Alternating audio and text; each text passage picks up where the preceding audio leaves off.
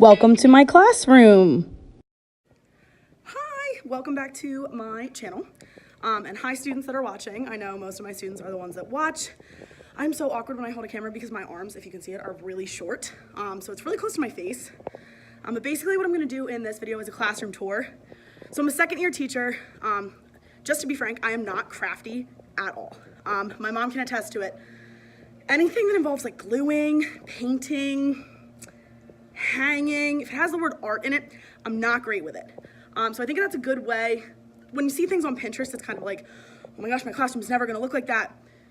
Use your students as a resource if you're an upper grades teacher. So I have middle school and my kids are, as you'll see in this video, absolutely incredible with decorating. So something that I am gonna talk about is my reading corner. I'm really proud of it. I like using flexible seating when we read, especially when we read aloud together, because I think it's easy to tune out if you're just like sitting in a desk and reading a book. But my reading corner is full of lights. It's got like a tapestry hanging in the back. It has fun chairs that we can sit in. They're kind of scattered all over right now. But yeah, this is my reading corner. We have the lights over here. It's about this size with my nice vacuum in there. I've got a Christmas tree in the corner. This is just my Chromebook cart. There's a beanbag chair, some pillows, a circular table. In addition to that, I have these fun chairs. And then there's an even bigger one that is green. And it's just a really awesome way to use as a reward system. Even like with behavioral management, you can use these chairs, like you get to sit in this chair today. And even in middle grades, and I'm sure high school grades this would work for too, they would be excited to sit in it. I also use this as a writing corner sometimes. So I have a lot of posters like about how to be descriptive, the different parts of speech, and the writing process. So if they just need a break, I allow them to come over here, but they have to use these descriptive words, parts of speech. Some of my 8th graders use this as a writing break. We do drop everything and read. Sometimes they ask if they can do drop everything and write, and I'm absolutely okay with that. We also have Christmas trees because I teach in a Catholic school. So I'm not trying to be not inclusive. That is just what we do here. Also, I'm gonna be honest, I'm gonna show you my desk. My desk is kind of a mess, but that kind of describes my life. I am kind of a mess, but it's an organized mess. Like I know where everything is, and if there's a sub, I'll obviously organize it in folders, but it looks like a hot mess. This is my desk. One of my students was absolutely awesome. They are so creative. They decorated it with the ornaments and the lights. This is just, you know, the usual tape. We just got done Animal Farm, so that's up there. This is where I keep my pens and pencils. If students need them, they can just come up and grab one. My computer with all my fun stickers. And then this is just some of my extra copies of what I've got going on in class.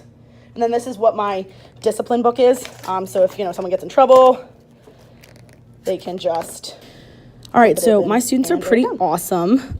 They decorated my room with all these Christmas lights, and it just gives like a fun, festive feel. My room is ungodly hot, so we absolutely love having them up.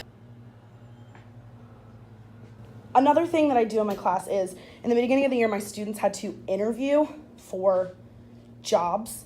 So they had to do resumes, they had to interview with me. I asked them questions like, what is your weakness? You know, typical job interview questions, and they were all assigned classroom jobs. We do switch them up, so this is switched up, but it's posted right there so that everybody can see what it does. I try and make them fun little names, like this kid Ryan is runner of errands. My amazing assistant Alexa, I changed the Chromebook carts to K's. Kira helps the Chromebook carts. Slide operators, strong woman, craft assistants, because I just said I'm not crafty at all. Library organizer, and things of that nature. This is my fun library. They have to sign out books. I have a lot of sets that I've kind of inherited. Again, I'm a first year teacher, so I inherited most of this. Got some Mike Lupika. Some more of that.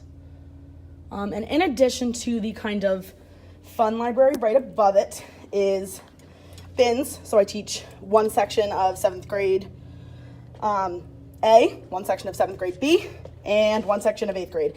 They drop their work back here, such as bell ringer warm-ups, or even just tests and weekly homework. It's called unhomework. So they have to do things that, you know, make you a better person.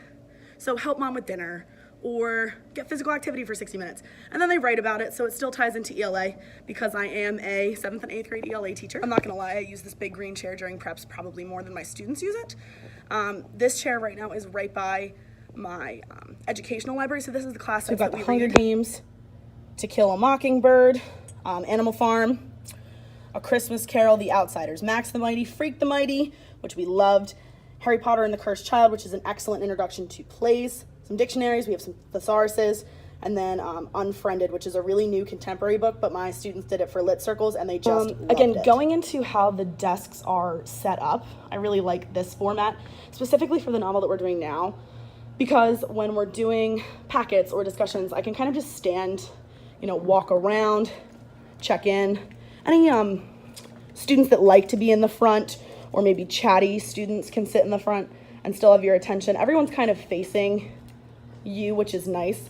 And a lot of times I'll end up finding myself walking around like this, and I can see everyone, I can check in on everybody, and it's a really nice way to monitor their progress. It's also really nice because a lot of the times I can see what they're on with their Chromebooks, which is excellent. So I'm gonna try and do this one with me in it. I am obsessed with Minions, and this is kind of just my like fun corner, so I have all my Minions, some fun signs, a Santa mailbox, I can put anything in it. And in here I do have, you know, all of the things that, whoop, that one was not in, that we go over, all the different packets. We're on the Weston game right now, which is a murder mystery, and it is awesome. So that's my 7th grade binder that I keep in my podium for extra copies of worksheets. This one's for Animal Farm, then moves on to Kill a Mockingbird, which is wonderful because I like being able to have hard copies even though I use a lot on Something that my students in my school are really into is we love having the growth mindset. So this bulletin board is really focused on that. We have, you know, it's a student selfies and they post pictures of themselves and their goals. There's a believe in your selfie. And I've got those emojis there. I also have a Christmas countdown that kids change every day and a tally of how many times I've had strep. And the last thing is the hallway. I love putting my work out in the hallway. We worked on Animal Farm, so the students had to create student manifestos. This one was a Guess Who project for students that were working on Max the Mighty. I also have my Super Sevies, which are my 7th graders, and I display work almost like a student of the month, but just for my class and writing.